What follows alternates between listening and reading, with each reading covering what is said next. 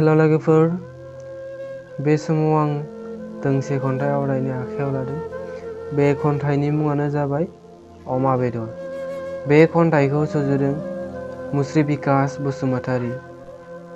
फैदो दानिया खन्थाइखौ जागायनोसै। अमा बेदर।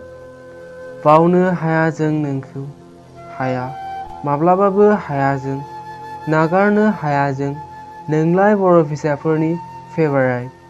गुबुनफोर बादि नङा नों, नोंनि गुनजों गुबुनफोरा रुजु जाखाया। उन्दै समनिफ्रायनो आबै बुरैनि आखाइनिफ्राय सोलास्लिबनो मोनबोनाय।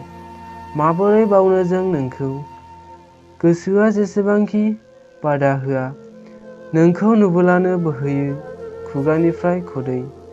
नारजि अनला सबाय जेजोंखि सङा, नोंलाय जोंनि फेभाराइट।